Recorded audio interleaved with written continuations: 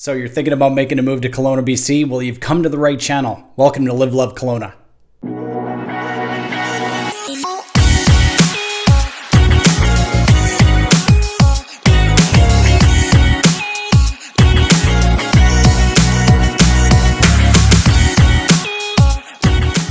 All right, so today's video is a little bit of a different format. As you can see, I don't have any beautiful scenery behind me today. We're actually in the office, and today we're actually going to be talking to a friend of mine, Clayton Blaney. He's a mortgage broker here in the Kelowna area. I'm going to run through his bio really quick, and then I'm going to get into the nuts and bolts of what this video is all about. All right, Clayton's a Kelowna boy, but originally spent the last 10 years in Vancouver, where he built his mortgage business before moving back to Kelowna last summer. Blaney Mortgage specializes in providing custom-tailored residential mortgage solutions to homeowners and homebuyers alike. All right, if you like to get geeky on economics, then this video is definitely for you. We talk about the impending recession. We talk about interest rate hikes and what's going to happen before the end of the year. We talk about housing affordability. In fact, Clay has got an amazing graphic that he put together to compare housing prices from March of 2022 to September in 2022. I think you're going to be really interested to see what that divide is. It's going to be a lot less than what you actually think. So stay tuned to the video. If you've got any questions around anything to do with rates, anything to do with housing affordability, buying a home in the Kelowna area, Okanagan Valley, make sure that you drop your comments down below. Of course, we read all of the comments and we'll respond promptly. Stay tuned for the video. Yeah. Well, thanks so much for joining me, Clay. I appreciate your time, man. I've wanted to have this conversation with you for a little while now, and I think it's really important, especially now, given kind of where rates are at. It sounds to me like there's probably going to be another rate increase coming in sometime this fourth quarter. Could be next month, could be November. Who knows if that's the last one? But I wanted to talk a little bit about inflation. I wanted to talk about potential pending recession, how that kind of affects interest rates, and overall, let's just give a kind of a brief synopsis on where the housing market is as a whole in the central Okanagan here. Mm-hmm. Yeah. Sounds great. You did touch on the meetings. There's two more Bank of Canada interest rate meetings this year. They hold 8 in a calendar year. There's one on October 26th, and then one again December 7th. The market is pricing in a 50 basis point or 0.5% increase at that next meeting. Wow. Right. So yeah. So it's September 27th today. Where would that put the prime lending rate at that point? So we're right. Currently, prime is at 5.45%. So that would put us at 5.95%. Right. So that's the bank's prime lending rates. Correct. Yeah. And right. And the net rate to borrowers is anywhere from prime minus 0.4% down to prime minus 1, depending if you're insured or uninsured conventional, right? So, right. your net rate could be currently today 4.45. But again, that would jump up then in October, which I suspect they'll make the jump in October, up again a 50 basis point, right? So your net rate would be 4.95%. That it's interesting because the Deputy Governor Paul Beaudry recently spoke at University of Waterloo, and he made it very, very clear that rates would continue to rise until inflation was brought under control, right? And their target of 3%. And so I have a lot of people asking me, what is the anticipation? What is the expectation of rates? It's a bit of an ever-changing landscape. We can look back in hindsight at last year, 2020, 2021, clients that we were placing at that time, because the rate conversation is a big part of our consultation with our clients. And at that time, we were being told by the Bank of Canada that rates would remain low for a very, very long time. I don't know if you remember all the media. Yeah. That's what the message they were putting out there, that they were going to hold these rates well into 2023. And we were just, reiterating that to our clients that, that our Bank of Canada has assured us that they're going to hold these low rates, for a long time to come.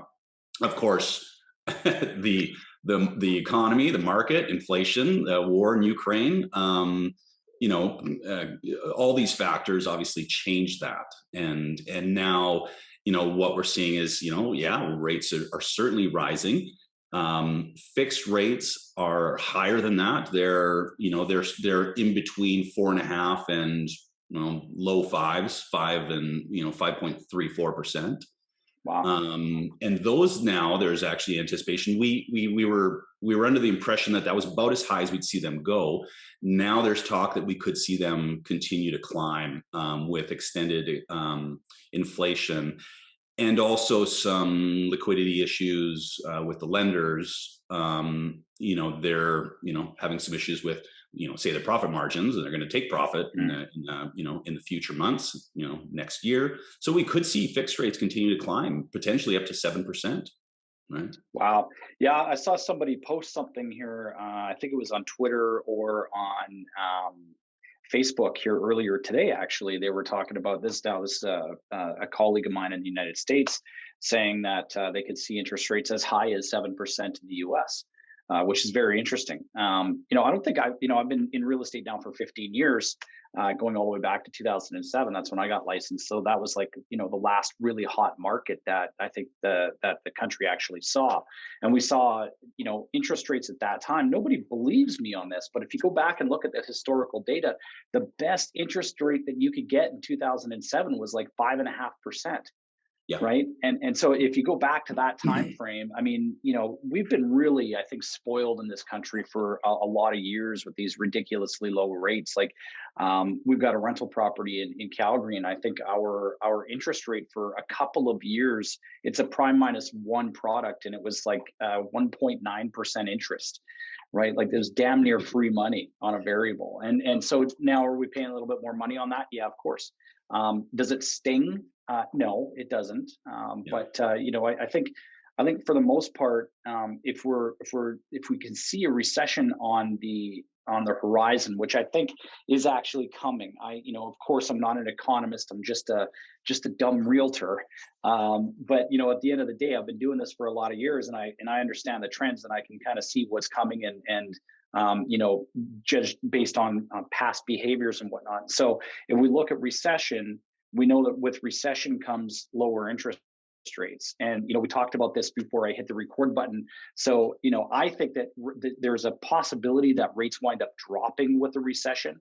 And, the classic definition of recession is 2 consecutive quarters of negative GDP growth, which I think is likely to happen. If you look at a leading indicator right now, you look at the jobs numbers in this country, the jobs numbers are not favorable to Canada whatsoever. In fact, the numbers are dropping steadily every time they report. There's another drop in jobs, another drop in jobs. And so if that's the case, we wind up in recession, do rates start to reverse course, right? And I wanted you to kind of speak to the unknown factor. If we look back to 2008, interest rates went to 0, right? But the difference between then and today is the difference today is the inflation, still right. the supply chain issues and the war in Ukraine and the challenges in our economy right now. They're different than 2008. You brought up a good point about where rates were, where rates have historically been. And in fact, the 20-year average is just over 5% on a 5-year right. fixed. So we are currently sitting right at the 20-year average for interest rates. It's only if you just started looking at real estate in the last, say 5 years or less than, let's say 3 years, that this seems absurd, right? In 2017, 5-year fix was about 3.84. 2018, It was 409, right? Very close to where it is today. And that was sort of a, obviously not the situation we're in now. 2019 dropped down to 309, and then 2020, 2021, September, they were 209 for a 5-year fixed. And I'm sure there's a lot of people wishing they had grabbed that, 209 rate. But this is where... And prices back then too, right? 2020, 2019. Absolutely. And this is where, we have the sort of the challenge today is our job is partially predicting the future and trying to understand where the market's going, where it's going to be in 12, 24 months. It's, when you're in a falling rate environment, it's easy, right? It's easy. Yeah. Everybody was funneling into variable rates at that time because you were just, rates were continually falling and falling and falling from, 2017, even before then, falling down to 2020. Now in a rising rate environment, things get a lot more complicated, right? Because I could advise you today to take a 5-year fixed at 5%. But what if they drop to 3% in 2 years' time? You're Right. not going to be able to switch out of that 5-year fix because your penalty would be astronomical, right? So you're Right. stuck paying that 5% for the full term. So then, do you go into maybe a 2-year fixed or a 3-year fixed, right? Yep. Well, how much assurance do we have that rates are going to come down and aren't going to be heading, like some economists, they're saying, up to maybe 7% or beyond? So that's where, again, we look at the fundamentals in the market and say, okay, we know, yes, there's many factors pointing to a recession. We have an inverted yield curve right now, right? The 2, 5, 10, 30-year bonds totally inverted. So that's a good signal Right. of a pending recession. And also, too, we just look at our behavior, look at the conversations you're having, because you and your friends, your family, we represent the market, on a Mhm. micro level. But if we're looking and going, okay, we're going to cut back on some extraordinary spending, maybe we're not going to take that holiday. Maybe we're getting a little bit nervous. We're going to start, watching what things, watching our pocketbooks. Well, so is everyone else. That's what everyone else Yeah. is doing. Everyone who's in a variable rate mortgage is feeling this crunch, right? Yeah. Every time that Bank of Canada raises their key interest rate, 25 basis points going to add, let's say 50 basis point is going to add $25 a month per $100,000 you owe, right? If you're carrying a big mortgage, that can really add up, especially when they jump, 100 basis points or 1% like they did last Right. time. So that's hitting people directly in the pocketbook. And they're saying, okay, we need to cut back on some spending here because our mortgage is more expensive. Or if you did get into a mortgage in 2017 and you were paying that, whatever, 3% or high threes, you're now getting a renewal letter from your lender that's offering you 5.5%. Well, that's hitting you in the pocketbook. So now Right. you have to adjust your lifestyle. So, unfortunately, these things take time before they're realized in the market, before, the Bank of Canada can see the results of these interest rates. They have a tendency to go too much too quickly. Right. They dropped it too much too quickly, flooded the market. Now they will raise it too quickly as well before the data is coming back from the market showing them the effects of the interest rate hikes, right? Because you and I can see it on the ground level. They have a tendency to be about 6 months behind, right? So Right. so again, it is a challenging piece. If we were, if this were like any other recession heading into recession, yeah, we would absolutely predict with certainty that rates would be dropping here shortly. What I've advised all my clients on is that we have to watch these inflation numbers. That's really what we got to keep an eye on. And that's what, Right. the bank's been telling us from the get-go is rates will stay high and will continue to rise as long as the inflation is high, right? So that's the key Yeah. metric to follow. Yeah, I had a family member reach out to me a few months ago and was looking for some advice on his mortgage. Came up for renewal and was looking for some advice on which way to go. Should I go variable? Should I go fixed? And I brought up that exact point that you had made. If you go with a 5-year fixed rate at 5 or 5.2% or whatever it is. In 2 years' time, when rates are at 3%, are you going to be pissed that you're in a 5% product, right? Are you going to try to break that? Because if you go to try to break that, like you said, that pale penalty is not going to be low enough to be able to justify the drop in interest rate where it actually makes sense, right? And so my advice to him was try to get the cheapest money that you can for the shortest amount of time that you can, and then reevaluate next year or in 2 years' time, right? Try to just do something that you're most comfortable with. And the other piece of advice that I gave to him was, if you're going to go with a variable rate product, make sure that you understand what the thresholds are and that you're comfortable with these increases in rates, right? Yeah. And so if your mortgage payment today is $2,000 and by the end of the year it's now $2,250 or $2,300, can you afford those numbers? Can you afford that $2,300 per month? Mhm. And Yeah. if you can't, then you should probably be looking at that fixed rate product. But kind of going short term and then waiting until next year or the year after, just to see where rates are at, and then make the decision from there. I wanted to shift gears just a little bit, talk a little bit about the housing market here in the central Okanagan. Now, people that are watching this channel understand that it's about lifestyle. Hey, listen, I'm also in real estate. I don't think I make any claims that I'm not in real estate. I'm not a beer blogger. I'm, as much as I like to be a beer blogger, I think I should probably start a beer blog. But at the end of the day, this is a real estate related channel as well. Yes, I love to showcase my community, but let's talk a little bit about where the housing market is. And one interesting stat that I saw here a little while ago, coming out from the media. You know how the media is; they really love the big sexy numbers, right? Big sexy if it's up, big sexy if it's down. And the big sexy number is down right now. They're comparing sales figures in 2022 to 2021 when we saw this massive spike in the Okanagan. Central Okanagan saw a record number of sales. We saw a record number of price increases, never been seen before in Kelowna, in Penticton, in anywhere in the central, North Okanagan, Central Okanagan, South Okanagan, all the way through the valley. It was unprecedented. And so when we have the media out there saying, well, sales are down 32%, my response to that is, of course, they're down 32%, right? They're not going to be up where they were last year because we don't have anywhere near the amount of demand, and in part because of interest rates. Secondary to that, I also did a little bit of digging like you did, looking at historical sales rates. And if you look at the 25-year average of the country as a whole, the average number of sales in Canada is around 415,000 units sold across the country, right? Mm-hmm. We're right now, today in 2021, we're at that level. We're at that mark. We're not below it.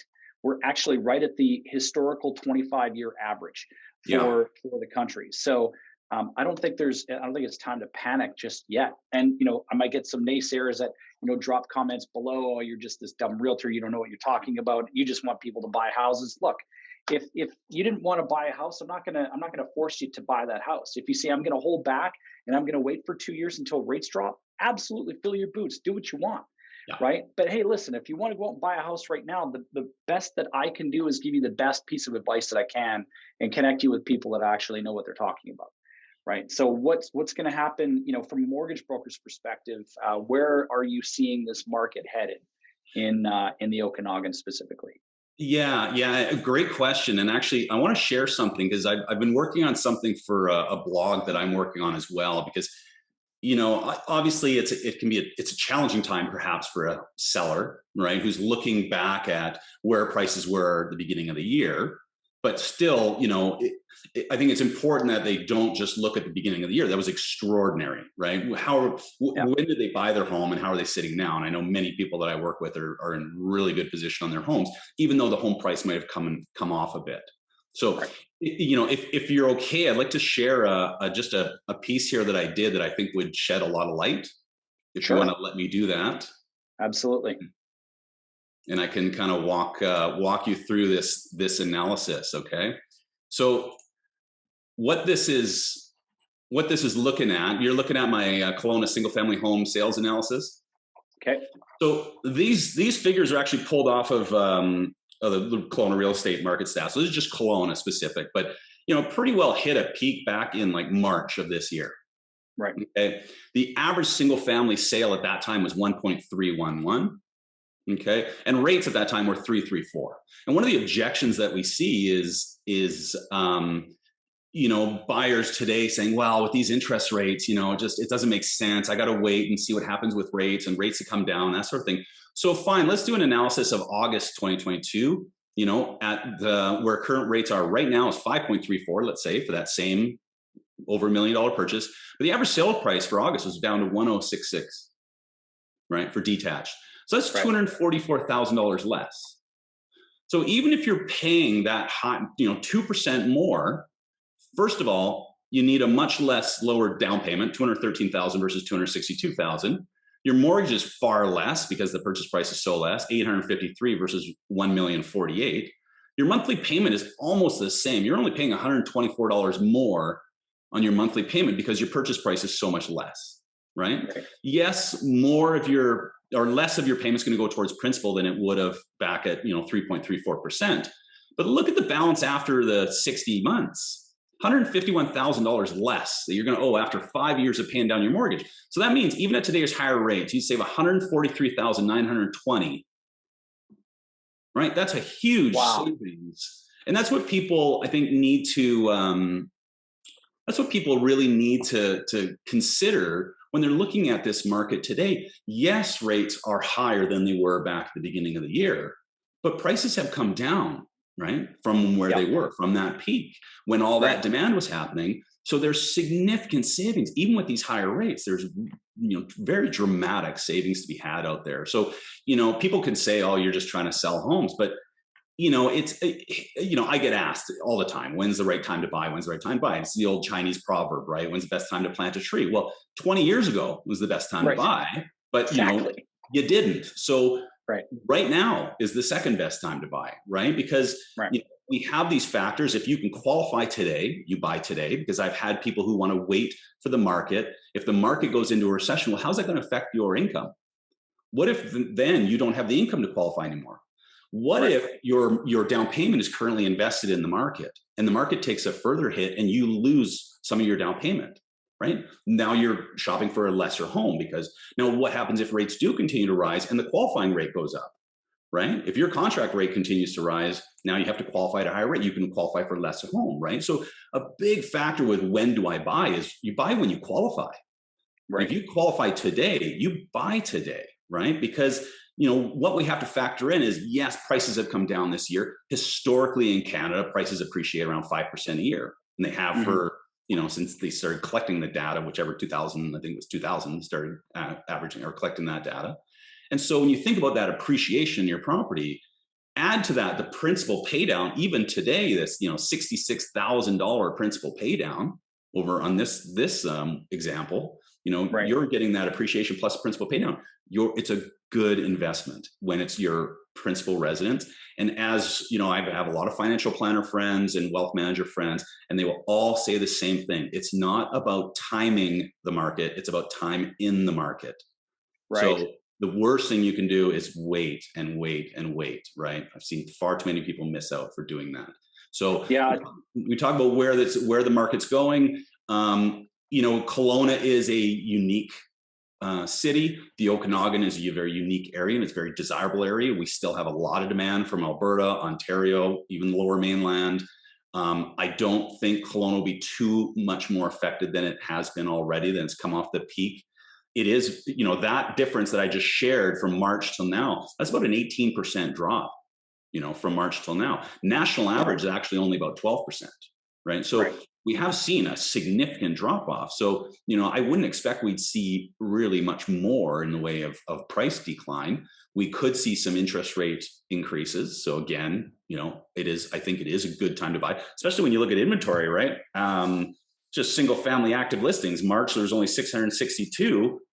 March, August here, there's 1,362 on Right. detached, right? Yeah. So, as a buyer, you've got far more options. You now can go in with full subject to finance, subject to inspection, subject to sale, whatever subjects you want. It's now a civilized transaction. You can choose Yeah. from really good properties. That's a great descriptive word, a civilized transaction. Because last year was definitely not civilized. There was nothing civilized about it, right? Yeah. I remember that the first property that I saw that went well over the asking price. It was kind of the tip off point. That was back in I think it was January, February of last year. There was a property in Upper Mission on Sion Crescent that sold for $250,000 above the asking price, and that just seemed like that was a spark that just lit the market on fire. Right? Yeah. Probably not the best analogy to use for an Okanagan real estate market, but still, for those that know, at the end of the day, I have to agree with your analysis. I don't know that we've absolutely hit rock bottom here, but here's the thing. They're not making any more land. The provincial government here doesn't seem to be all that wired into the demand for housing in this part of the province in the interior. If they were in tune with that, they would be releasing some of the land from the ALR for That's development. And if they were to do that, then I think things would be a lot different here. Housing affordability would probably increase. The homeless problem that we have here probably wouldn't be quite as apparent as it is today. But that's the problem that we've got. Is we've got there's a lot of land here in Kelowna. There is a ton of land here, but a large portion of it is protected. It's not being released by the provincial government for development, and so as a result, you see all of this housing development going up the side of the mountains. Some of it is being developed on the reserves in West Kelowna, up in northeast Kelowna as well, Tower Ranch area, that sort of thing.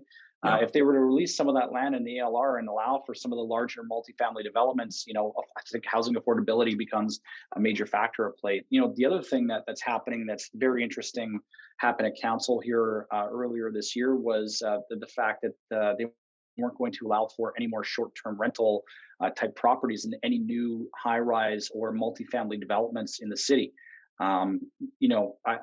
So we're talking about Airbnb type rentals, and I'm still don't understand the reasoning, behind this. I guess maybe it's because they want to shut down investors from buying up properties here and allow more properties to be bought up by locals. I don't know. The thing is that the people that do Airbnb, that rent Airbnb, bring money into this economy. Like there's no question, right? The tourist season here is massive. And, we saw a major influx this year. 200,000 people were, in our city and clogging up the streets and clogging up the infrastructure. I'm from BC. I moved to Alberta for 23 years, came back to BC. I had the red and white plate for 23 years. I had the blue and white. Now I've got the blue and white plate. Look, I'm not one of those guys. It's like, oh, you dirty Albertan, get home. I'm like, hey, come on out. Like, we need your money here. We need you to spend money here. We need you to stay in these Airbnbs. We need the economy here. And so I don't understand why council has made this very short-sighted decision, I think, in my mind. But anyways, I digress.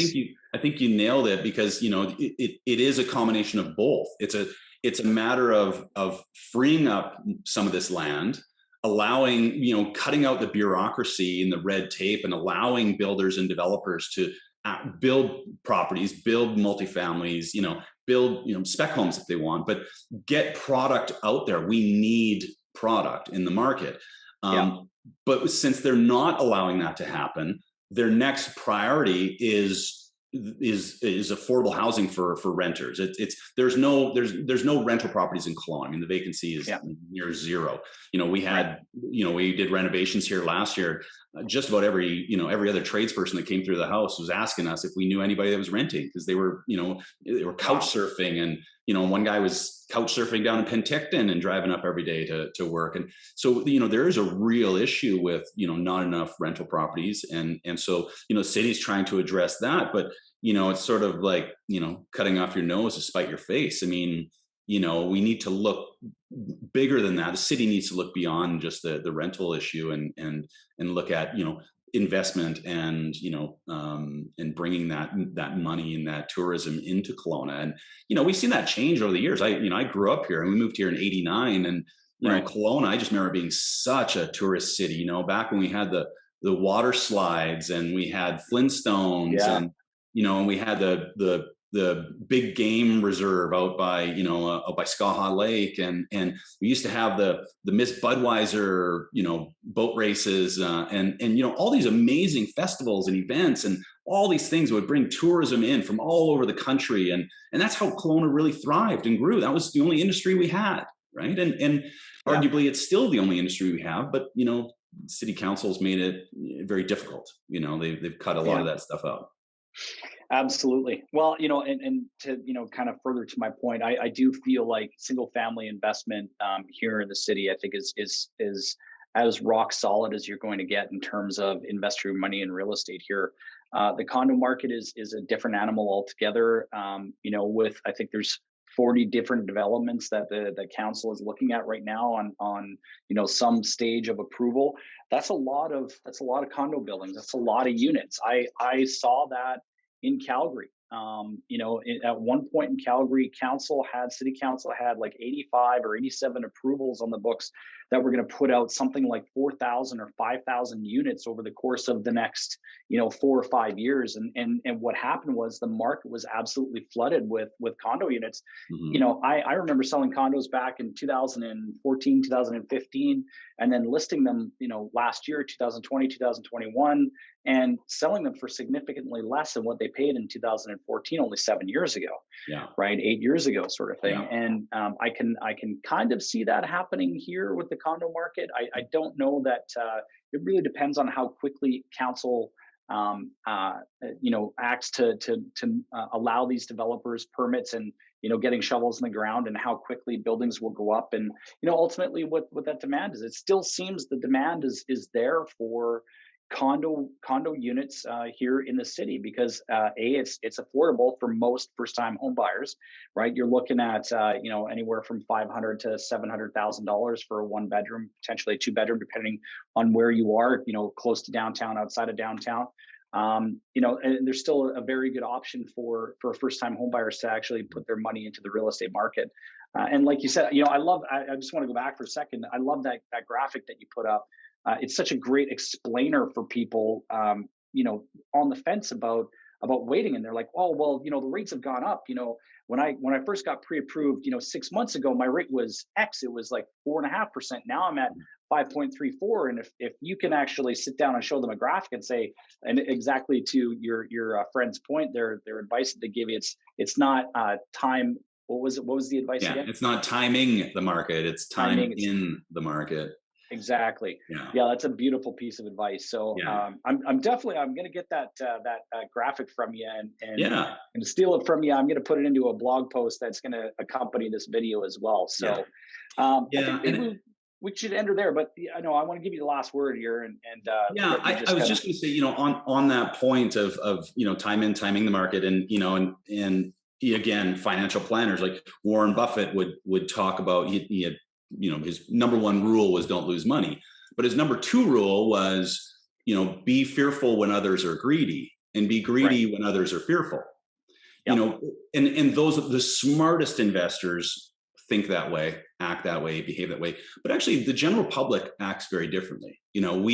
When these prices were going crazy, there was such a fear of missing out that people just kind of ran with the herd and jumped in and were overbidding properties. People were buying Bitcoin at $75,000, right? Fear of missing out, right? And we all know what happened there.